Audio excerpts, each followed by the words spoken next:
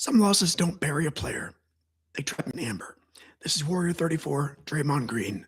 June 19th, 2016, Game 7 of the NBA Finals. Cavaliers, Warriors. Oracle Arena, Father's Day. Apocalypse with a scoreboard. Golden State already did the impossible stuff. They went 73-9, breaking the regular season wins record. They'd survived Oklahoma City after falling behind 3-1.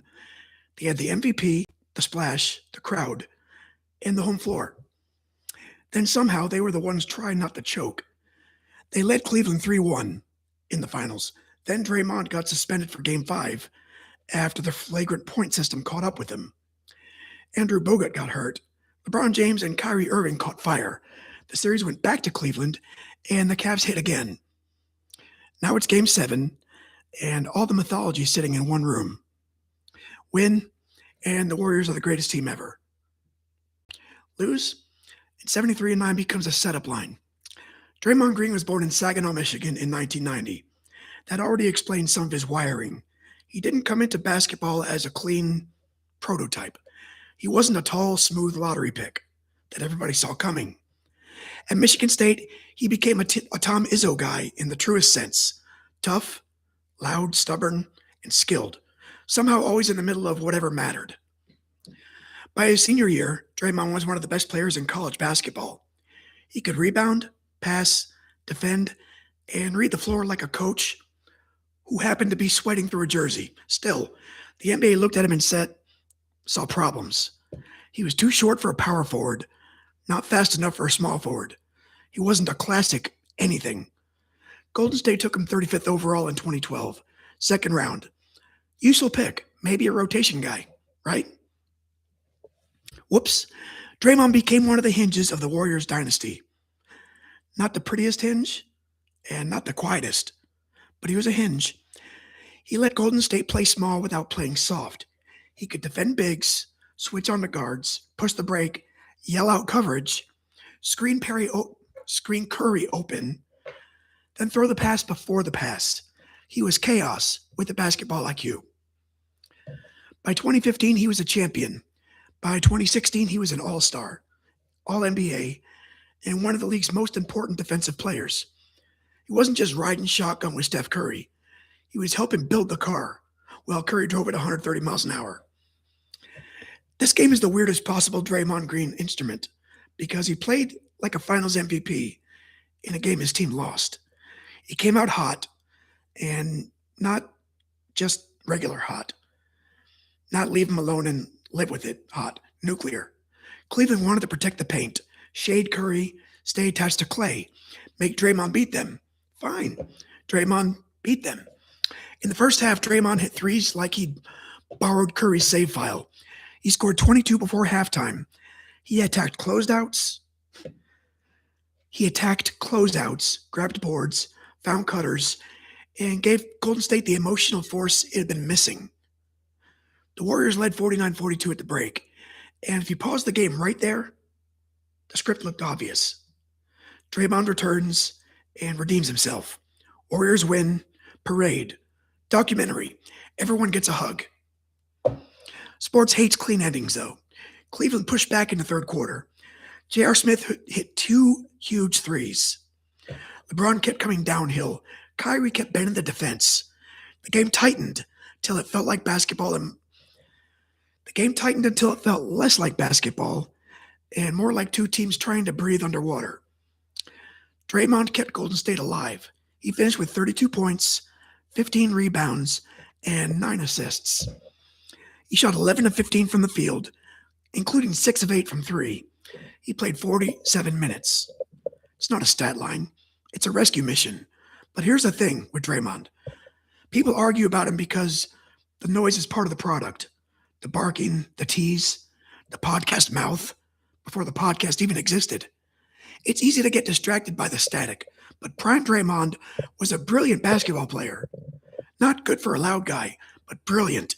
He saw the game early. He erased mistakes before they turned into points.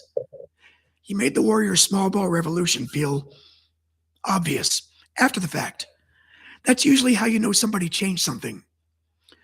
But Game 7 came down to the last 4 minutes, and those minutes became Cleveland property. The scores tied at 89, and neither team could buy a bucket.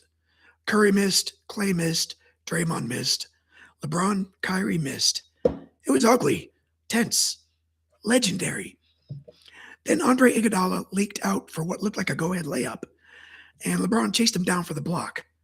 The block, capital letters.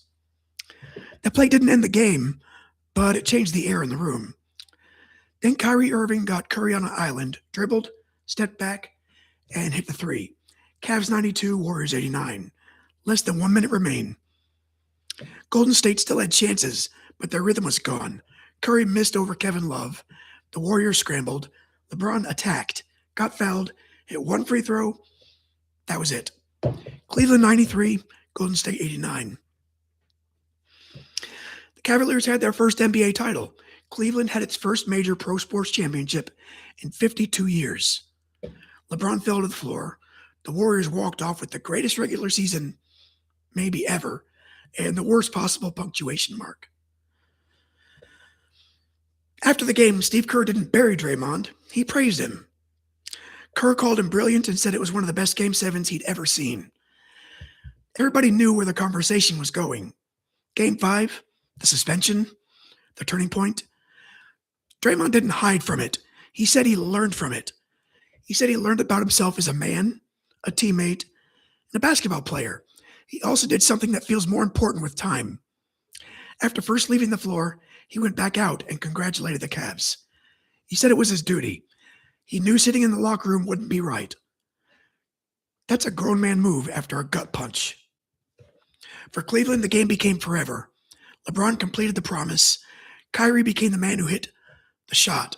Kevin Love got his stop. Tyronn Lue, in his first postseason as head coach, won the entire thing. The Cavs spent the next few years in the finals, but this was the mountain peak. Nothing else in that era touched it. For Golden State, this was not the end. It just felt like it for about 2 weeks. Then they signed Kevin Durant. The Warriors won the 2017 title. Then they won again in 2018.